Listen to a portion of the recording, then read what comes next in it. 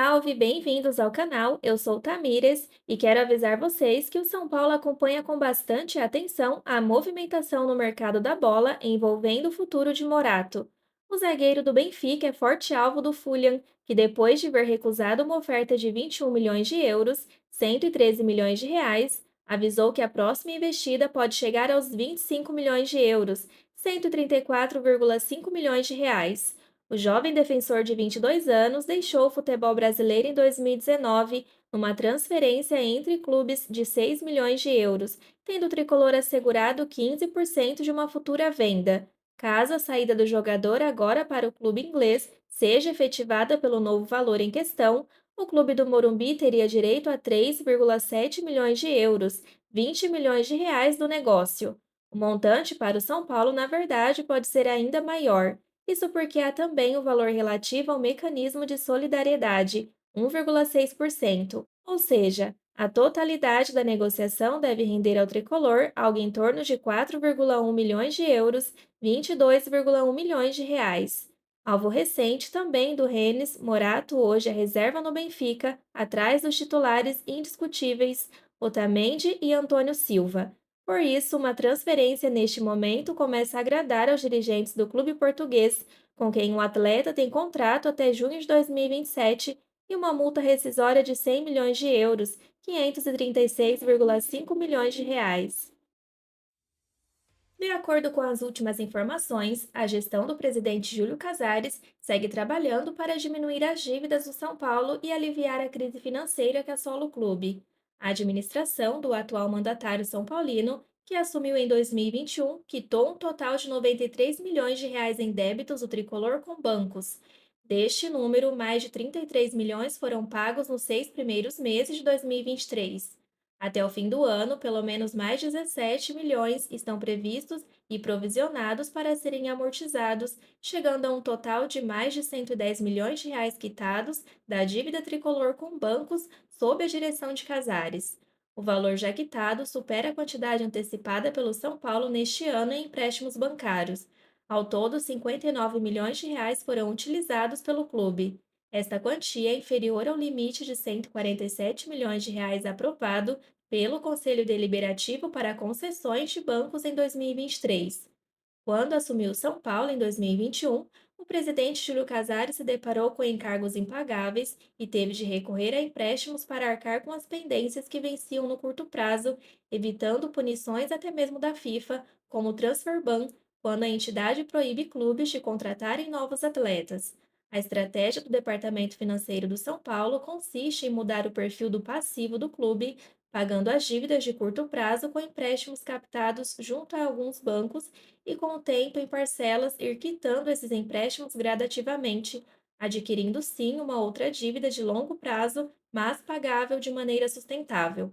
O São Paulo não só alterou o perfil da dívida, como também conseguiu reduzi-la graças às condições da captação de dinheiro no mercado, que não incluíram juros abusivos, e também as negociações de atletas formados em Cotia nos últimos anos, como Gabriel Sara, Anthony, entre outros. Essa injeção de dinheiro foi importante não só para o pagamento de dívidas, mas também para o clube ter fluxo de caixa para operar, podendo fazer contratações, pagar salários e investir em negócios estratégicos, infraestrutura, entre outras questões. Por fim, dentro de campo, São Paulo volta a entrar em ação no próximo sábado, quando visita o Cuiabá às 18 horas e 30 minutos no horário de Brasília, na Arena Pantanal, em Cuiabá, Mato Grosso. O embate é válido pela 16ª rodada do Campeonato Brasileiro. O tricolor figura na quarta colocação com 24 pontos, enquanto o Dourado é o 13º com 19 unidades.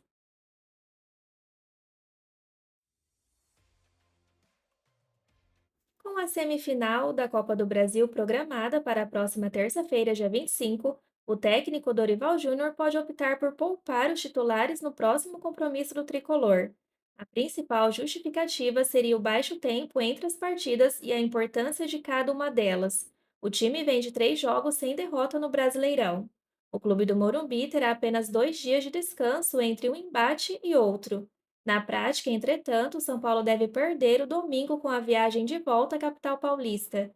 No máximo, os jogadores devem ir a campo no CT da Barra Funda no período da tarde para fazer um treino regenerativo.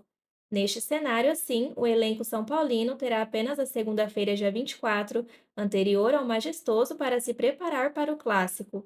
Como decide a eliminatória diante da sua torcida, é importante que o tricolor consiga um bom resultado na Neoquímica Arena para se manter vivo no confronto. Por isso, caso utilize os reservas no duelo frente ao Cuiabá, Dorival Júnior poderá trabalhar com os titulares desde domingo, além de tê-los mais descansados para o mata-mata. A estratégia, inclusive, já foi utilizada pelo comandante no empate sem gols contra o Bragantino, partida anterior à volta das quartas de final contra o Palmeiras, quando modificou a equipe do goleiro ao centroavante. O São Paulo sonha com o título inédito da Copa do Brasil e chega embalado para o clássico diante do Corinthians, já que eliminou um rival sempre citado entre os favoritos à conquista do torneio e goleou o Santos em clássico seguinte. O São Paulo deve aprovar em breve um novo empréstimo bancário. O valor deste novo empréstimo deve girar em torno dos 35 milhões de reais e será realizado pelo banco BTG Pactual. A informação foi dada primeiramente pelo jornalista Paulo Pontes. Ao que tudo indica, o valor teria sido recebido em julho e passará por votação pelo Conselho Deliberativo do São Paulo. A intenção é que este valor seja pago em um prazo de 30 meses com juros de CDI mais 6,80% ao ano. A quantia que o São Paulo terá por direito de Lianco será muito menor do que Morato. Isso porque o jogador só renderá o mecanismo de solidariedade, que é pouco mais de 1,5% da venda ao Besiktas da Turquia. Ele pertencia ao Southampton. Os valores do negócio não foram revelados, mas a imprensa turca afirmou nos últimos dias que o clube aumentou valores para sacramentar a compra definitiva. Qualquer quantia, porém, será importante para o São Paulo. O provável dinheiro que entrará no Caixa São Paulino será fundamental para conseguir segurar os principais jogadores do elenco, que são observados pelos europeus. Dorival Júnior afirmou mais de uma vez que exigiu a manutenção do elenco para conseguir brigar por títulos. No ano passado, o tricolor conseguiu segurar atletas justamente após a venda de Anthony do Ajax para o Manchester United. O clube faturou quase 100 milhões de reais. Na semana passada, o São Paulo vendeu o garoto Neverton do Sub-20 para o Shakhtar Donetsk da Ucrânia por cerca de 20 milhões de reais.